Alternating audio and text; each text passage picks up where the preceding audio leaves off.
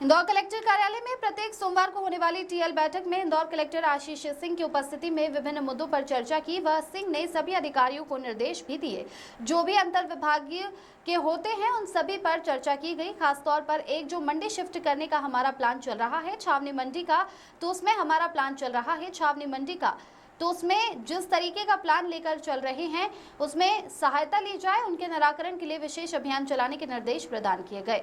उन सभी प्रकारों का निराकरण आगामी 1 महीने में अर्थात 15 जुलाई तक कर लिया जाए और 15 जुलाई की स्थिति में 31 में से पहले कर लिया जाए। वह सिंह ने एक नई पहल शुरू की है। जितने भी न्यायालय बोर्ड रूम हैं, हम लोग कैमरे उनके बोर्ड में लगवा रहे हैं। केवल न्यायालय बोर्ड समय तक कैमरे ऑन रहेंगे और वह स्क्रीन कलेक्टर परिसर में बाहर भी लगाई जाएगी।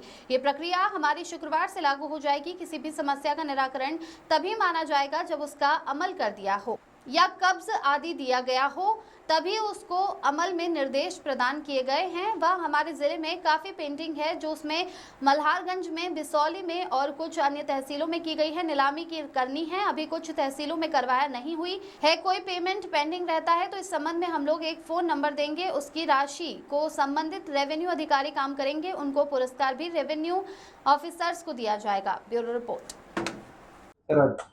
समन्वय बैठक में किस मुद्दे पर चर्चा? देखिए, टीएल बैठक में जो भी अंतर्विभागीय समन्वय के मुद्दे हैं उन सभी पे चर्चा की गई है।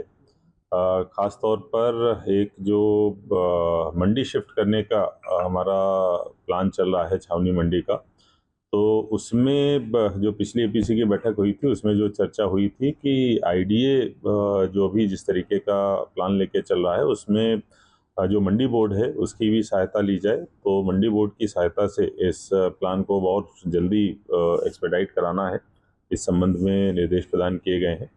इसके साथ साथ जो ज़िले में हमारे राजस्व के प्रकरण हैं उनके निराकरण के लिए एक विशेष अभियान चलाने के निर्देश प्रदान किए गए हैं, जिसमें कि हमारे 31 मई तक के जितने भी प्रकरण हैं उन सभी प्रकरणों का निराकरण आगामी 1 महीने में अर्थात 15 जुलाई तक कर लिया जाए।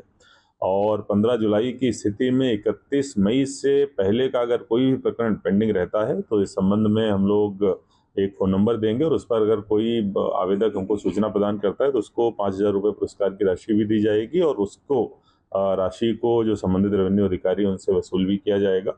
जो अच्छा इसमें काम करेंगे, 100% काम करेंगे, उनको पुरस्कार भी रेवेन्यू ऑफिसर्स को दिया जाएगा। एक जो हम लोगों ने नई व्यवस्था अभी चालू करने की बात की थी कि जितने भी हमारे रेवेन्यू ऑफिसर्स हैं वो समय पर अपना न्यायालय में बैठें। इस हेतु एआई इनेबल्ड हम लोग कैमरे उनके बोर्ड में लगवा रहे हैं। जो उनका कोर्ट रूम है वो जो कोर्ट का समय होगा केवल उस समय ऑन रहेंगे और वो जो कलेक्टर कार्यालय की स्क्रीन है उस पर वो दिखेंगे। ये व्यवस्था हमारी शुक्रवार से लागू हो जाएगी। इसके साथ साथ जो केसेस का डिस्पोजल है वो तभी माना जाएगा जब उसका अमल कर दिया गया हो या कब्जा आदि दिला दिया गया हो, तभी उसको अमल में हम लोग मानेंगे। ये भी निर्देश प्रदान किए गए हैं। इसके अलावा जो आरआरसी की वसूली है वो हमारे ज़िले में काफ़ी पेंडिंग है, तो उनमें मल्हारगंज में, बिचौली में और कुछ अन्य तहसीलों में कुर्की और जब्ती की कार्रवाइयाँ की गई हैं, नीलामी की कार्रवाइयाँ की गई हैं। अभी कुछ तहसीलों में कार्रवाइयाँ नहीं हुई हैं, तो हमारे आज निर्देश प्रदान किए गए हैं कि ऐसे सभी मामलों में जिनमें आरआरसी जारी हुई है, रेरा की खास तौर पर, उन सभी में कुर्की और नीलामी की कार्रवाई करती है।